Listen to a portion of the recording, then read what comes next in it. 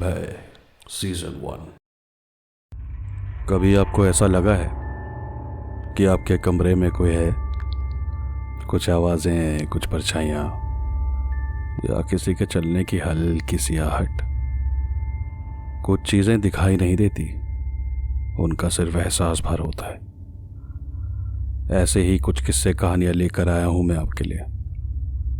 मेरा नाम है अंकन बोस और आप सुन रहे हैं आज की कहानी, भूत चतुर्दशी।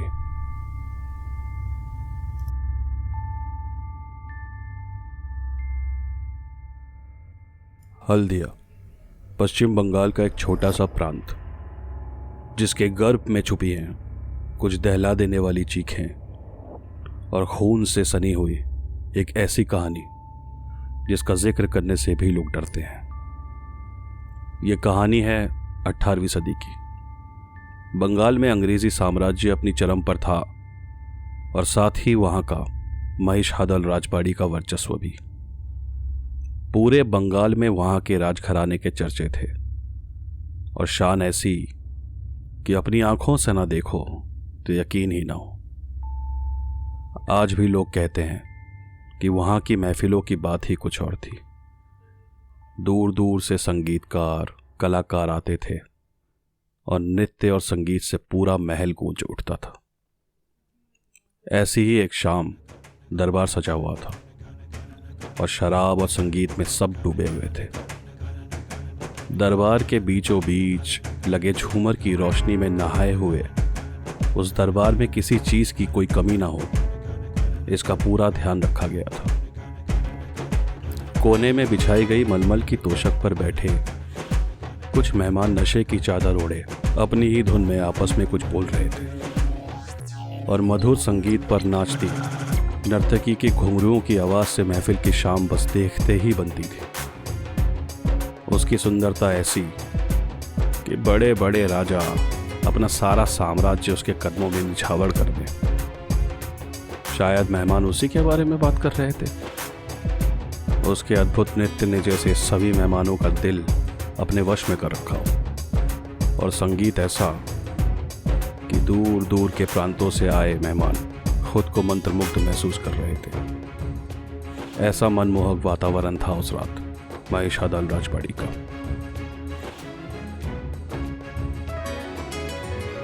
सब कुछ सही चल रहा था कि अचानक से किसी के चीखने की आवाज से सब दहल गए। ऐसा लगा मानो सारा नशा एक ही पल में गायब हो गया। आवाज सुनकर दरबार में मौजूद सैनिक तुरंत उसकी ओर दौड़े। तुम भी जाओ और जाकर देखो क्या हुआ है और फौरन हमें आकर बताओ, राजा ने अपने बगल में खड़े अपने अंगरक्षक से कहा और वो भी बाकी सैनिकों के पीछे भागा। कुछ ही देर हुई होगी कि एक सैनिक दौड़ते दौड़ते दरबार में आया। चेहरा देखकर लगता था कि जैसे जिस्म का सारा खून सूख गया हो। आंखों में भय और दर्द का एक अजीब सा एहसास था उसके। हांफते हांफते दबी सी आवाज में बोले, महाराज, आपको अभी चलना होगा। महल में कुछ अनहोनी हुई है। क्या हुआ है? तुम इतने डरे हुए क्यों? राजा ने पूछा तो सैनिक बोला, कृपा करें महाराज, आप स्वयं चलकर देख लें। डरे हुए सैनिक को देखकर राजा हड़बड़ाकर तेज कदमों से दरबार से बाहर निकलकर सीधे अपने शयन कक्ष की ओर गया और वहां जो उसने देखा, उसे देखकर राजा के पैरों तले की जमीन मानो खिसक गई और बदन में दौड़ता गर्म खून एक झटके में बर्फ सा ठंडा पड़ गया। पूरा बिस्तर खून से सना हुआ था और उस पर राजा के 5 महीने के बेटे के शरीर के टुकड़े पड़े थे और बिस्तर के बगल में बेहोश पड़ी रानी को दासियां होश में लाने की कोशिश कर रही थी। ऐसा भयानक मंजर किसी ने सपने में भी ना देखा होगा। महिषादल राजवाड़ी अचानक से किसी डरावनी कहानी का जैसे हिस्सा बन गया था, जिसमें मौजूद उन किरदारों को अंदाजा भी नहीं था कि आज रात को घटने वाली ये घटना आने वाले कई सदियों तक दस्तक देती रहेगी। हे भगवान, ये क्या हो गया? राजा अपने घुटनों के बल गिर गया और सिसक सिसक कर रोने लगा। लेकिन कुछ ही पलों में उसका दुख गुस्से में बदल गया। पूरे महल को बंद कर दो, कोई बाहर नहीं जा पाए, और गुरुदेव को तत्काल यहां लेकर आओ। गुस्से से भरी लाल आंखों से घूरते हुए राजा ने अपने अंगरक्षक को आदेश दिया।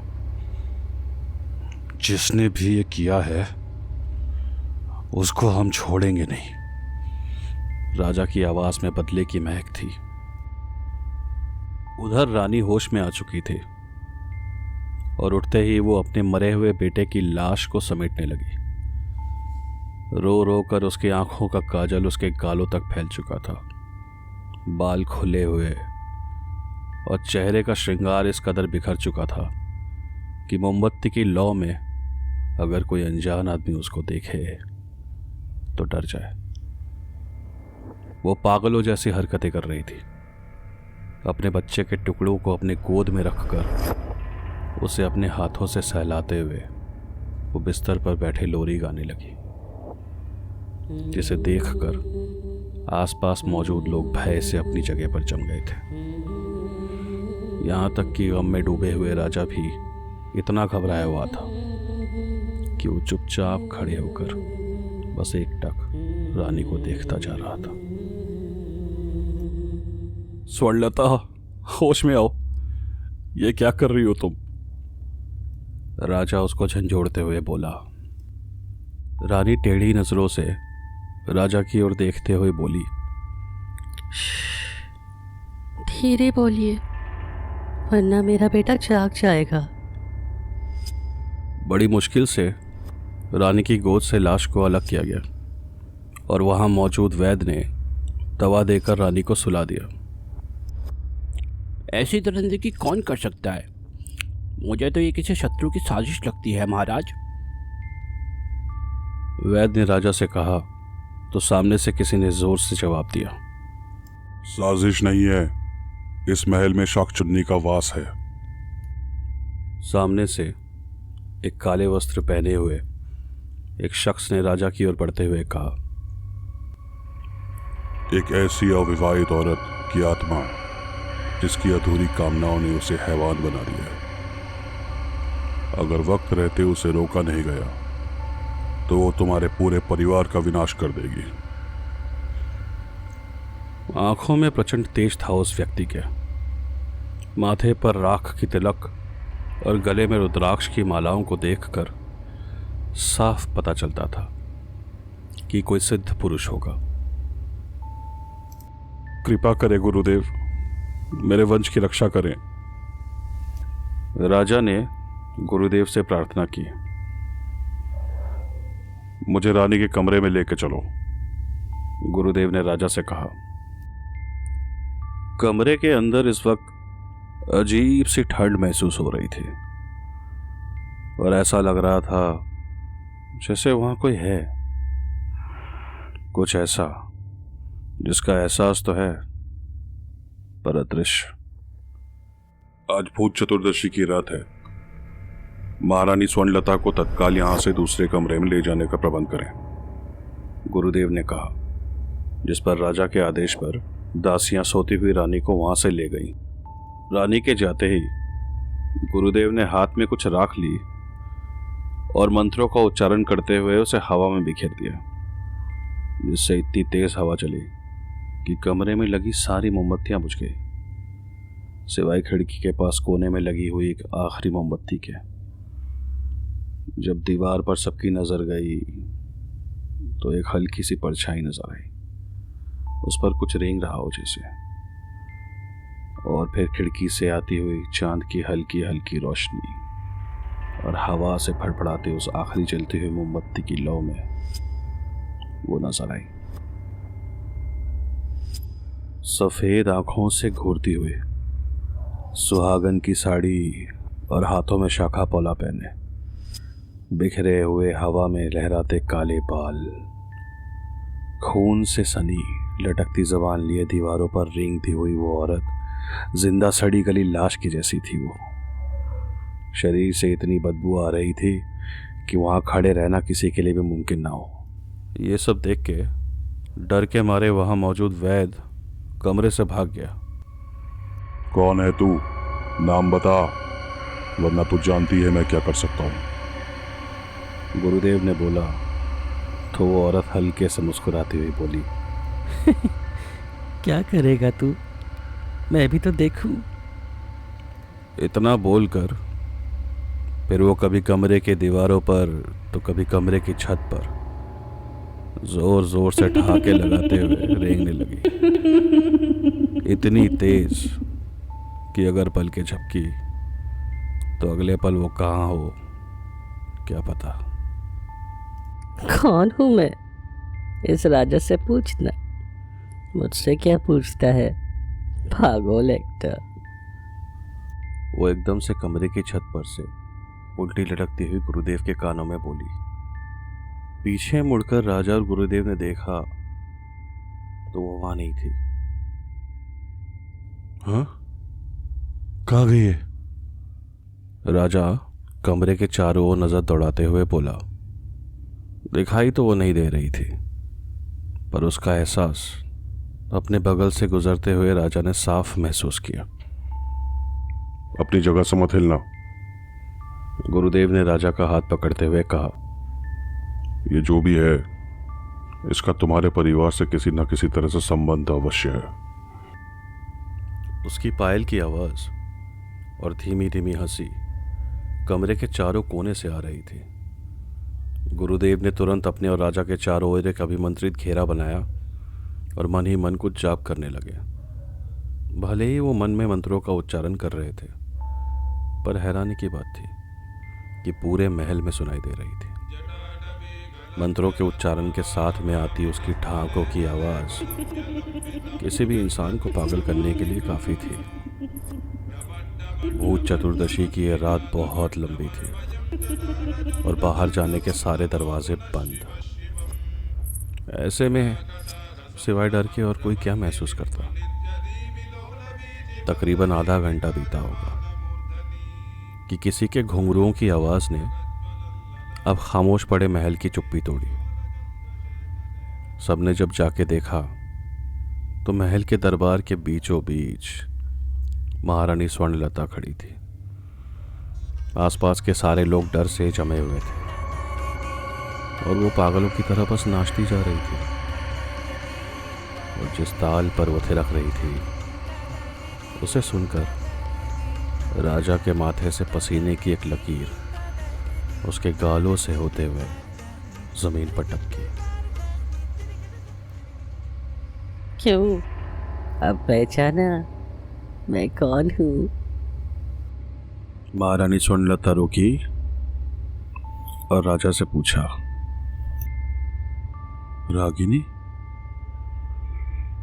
पर तुम तो। राजा घबराई हुई लड़खड़ाती आवाज में बोला। महारानी स्वर्णलता एक रोंगटे खड़े कर देने वाली चीख के साथ महल से बाहर दौड़ी। राजा और गुरुदेव समेत महल में मौजूद सैनिक भी रानी के पीछे दौड़े। भागते भागते वो रुकी महल से थोड़ी दूर बने एक पोखर के सामने, जिसे आज हल्दिया के लोग डूबपुकुर के नाम से जानते हैं। रागिनी, स्वर्णलता, जिस नाम से चाहे पुकार लो। वो अपनी गर्दन मटकाते हुए बोली। ये सुनकर सब भौचक्के रह गए। रानी ये क्या बोल रही थी? सबको लगा उस पर शाकचुन्नी ने कब्जा कर रखा है। पर कहानी का अगला पन्ना खुलना तो अभी बाकी था। वो बिजली सी तेजी से राजा के सामने आई और उसके कानों में कहा, मुझे कब से इस रात का इंतज़ार था। याद है वो भूत चतुर्दशी की काली रात, जब तुमने अपने आदमियों से कहकर मुझे जंगलों में से घसीटते हुए इसी पोखर में डुबोकर मारा था। कितनी रोई थी मैं, गिड़गिड़ाई, पर तुम नहीं माने। उसकी आवाज में दर्द और परिहास का एक अजीब सा संगम था। मैं तो कब से तुम्हारे साथ हूँ। और हमारा बेटा मरा थोड़ी है। हम दोनों तो बस तुम्हारे साथ खेल रहे थे। उसने पोखर के बगल में खड़े बरगद के पेड़ की ओर इशारा करते हुए कहा। गर्भनाल में लिपटा हुआ 5 महीने का वो नन्हा सा बच्चा अपने मुड़े हुए हाथों और पैरों के बल मंद गति से उल्टा चलते हुए पेड़ से नीचे आया और धीरे धीरे उनकी तरफ बढ़ने लगा।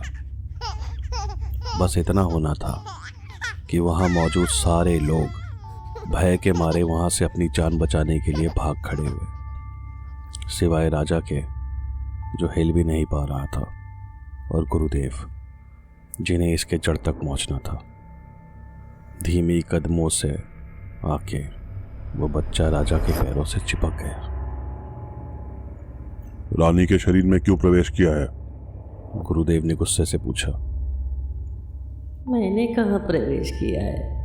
रानी तो उसी दिन मर गई थी जब शादी करके राजा उसको महल लाया था।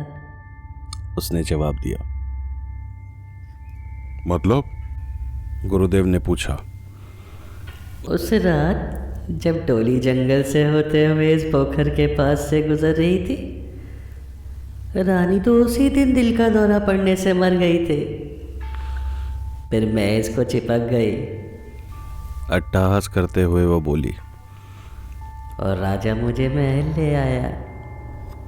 तब से आज तक मैं इसी दिन के इंतजार में थी। चाहती क्या हो? गुरुदेव ने पूछा। राजा को साथ ले जाना चाहती हूँ, उसके सीने से लिपटना चाहती हूँ, जैसे वो स्वर्णलता के शरीर से चिपकता था, ठीक वैसे ही। जीते जी जो सुख न मिला पत्नी का, वो सुख भोगना चाहती हूँ मैं।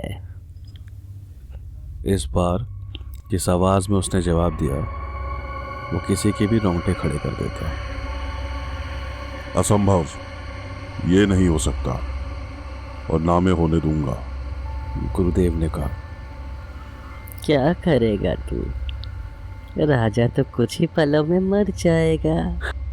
उसने एक बार फिर अपनी गर्दन मटकाते हुए कहा। उधर राजा के पैरों में असहाय दर्द महसूस हुआ और वो कर्राहा उठा। गुरुदेव ने जब राजा की ओर देखा तो उसका चेहरा सफ़ेद पड़ने लगा था, मानो जैसे उसके शरीर में खून ही ना हो। नीचे नजर गई तो पैरों से चिपका हुआ बच्चा राजा का खून पी रहा था।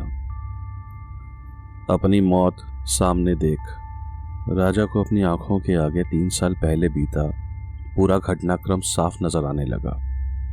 भूत चतुर्दशी की उस रात पूरा महल दीपकों की रोशनी में नहाया हुआ था और सब लोग अगले दिन होने वाली काली पूजा की तैयारियों में लगे हुए थे। उनमें से एक रागिनी भी थी जो महल का छोटा मोटा काम किया करती थी। 20 साल की रागिनी को ऊपर वाले ने मानो खुद अपने हाथों से तराशा हो। तीखे नैन नक्श, सांवला रंग, लंबे घने कमर तक आते काले बाल, किसी राजकुमारी से कम नहीं लगती थी वो। पास ही के गांव में वो अपने परिवार के साथ रहती थी और घर चलाने के लिए महल का छोटा मोटा काम देखा करती थी। जाहिर है इतनी सुंदर लड़की के चाहने वालों की कोई कमी ना थी, पर उसका दिल तो राजा पर आया हुआ था। वो रसोई से सीधा महल की रानी बनना चाहती थी। कहते हैं जब सपने औकात से ज्यादा बड़े हो जाएं तो उन्हें पाने का रास्ता भी किसी न किसी गुनाह से होकर गुजरता है। उस रात रागिनी ने खाने में चुपचाप से जहर मिलाया और रानी के कमरे में उन्हें खाना देने चली गई। महारानी रूपमती राजा की पहली पत्नी थी और 6 महीने के गर्भ से थी। रानी को खाना देकर उसने राजा के कमरे में प्रवेश किया और उन्हें खाना दिया और बाहर निकल गई। खाने में मिलाई हुई बेहोशी की दवा से राजा कुछ ही देर में सो गया और उधर रानी अपनी गर्भ में पल रहे 6 महीने के बच्चे के साथ तड़प तड़प कर मर गई।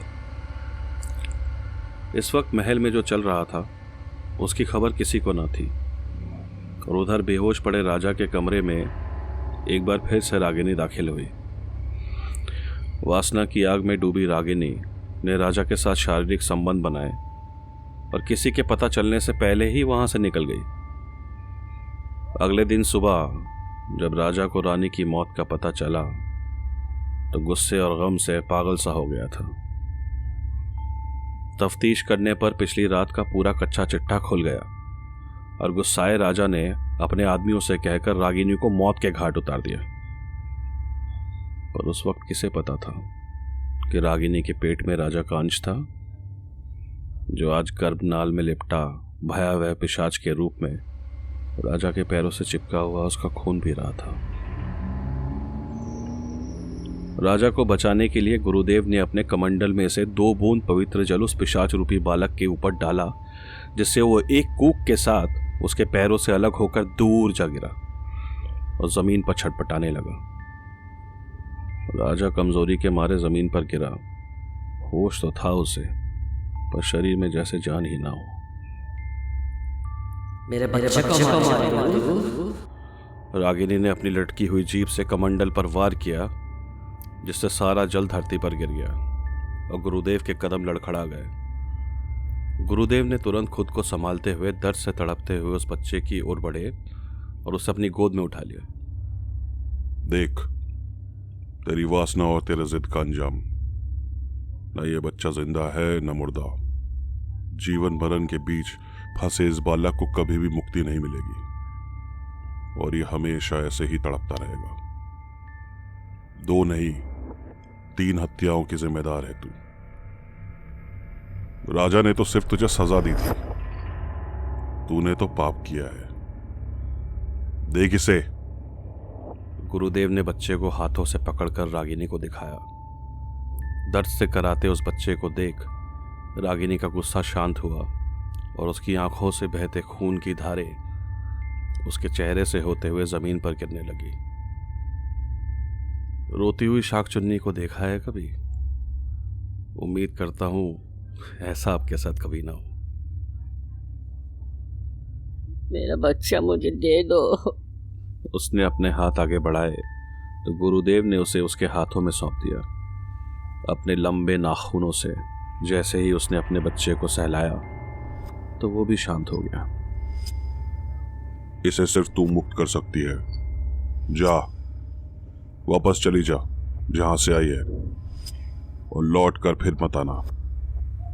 मैं तेरे और तेरे बच्चे की मुक्ति की प्रार्थना करूंगा। भगवान तुझे तेरे पापों से मुक्त करे, गुरुदेव ने रागिनी से कहा। रोती हुई आंखों के साथ उस रात रागिनी ने अपने बच्चे को उसी पोखर में डुबो दिया जहां उसकी लाश दफन थी। उस रात उसने अपने बच्चे को तो मुक्त कर दिया, पर उसकी मुक्ति सिर्फ तभी संभव थी जब वो अपने अधूरी इच्छाओं से मुक्त होती।